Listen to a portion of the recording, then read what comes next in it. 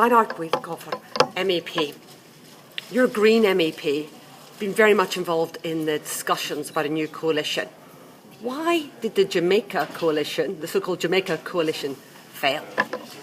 Well, sorry to say, but the Liberals ran away from the negotiating table just when we were about to strike a deal.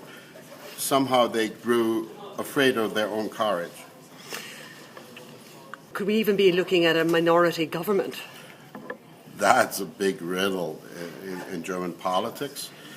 People are talking about all kinds of different options: minority government by the Chancellor and her party, or minority government with CDU-CSU plus one of the minor parties, or maybe another grand coalition.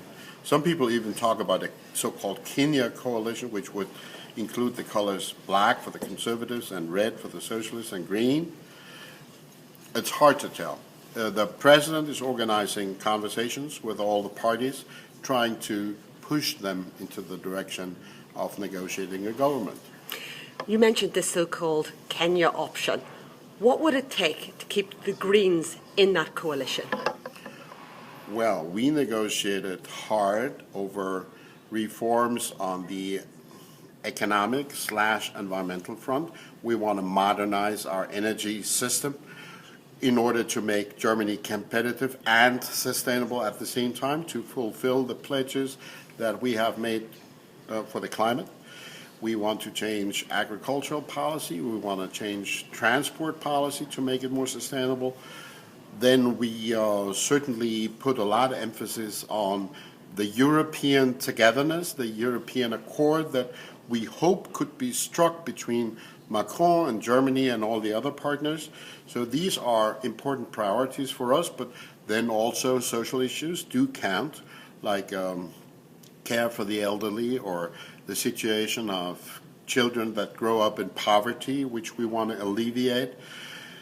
All of that has been described in a paper with 10 priorities that our party has voted on. And for any talks that might come our way, this would be the basis. The rest of Europe has been waiting anxiously for German elections to conclude so that we can get on with all these major issues like EMU, like European Banking Union, dealing with Brexit.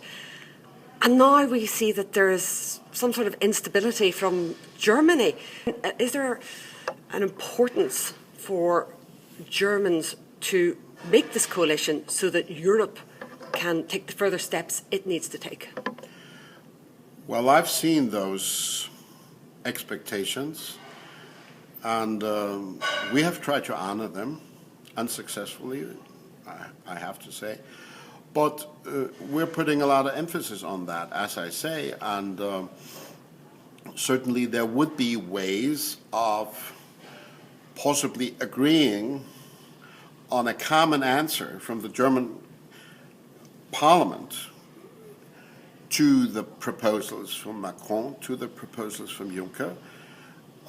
We don't have to sort out all our domestic issues before we can answer to Europe, and maybe it could be a positive signal, regardless of which kind of coalition might emanate, to agree and signal to our partners around the continent that Europe is so much at the core of what we believe in that we give it priority, and that we make an extra effort not to waste the precious time.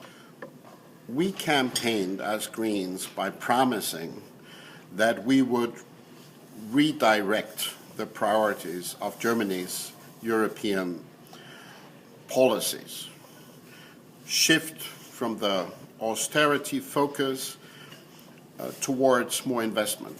We advocated a paradigm shift.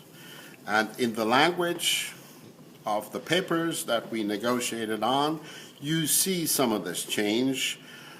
But of course, it would have had to be underpinned by specific agreements on the banking union, the ESM, a facility to prepare for asymmetric economic shocks, and so on and so on. And there we failed to agree with the negotiating partners we had, but this is still very high on agenda. And between us and the Conservatives, it would have been easier to agree than with the Liberals. And between us and the Social Democrats, it also would be easier. So there is still a good majority in the German Parliament for a pro-European approach.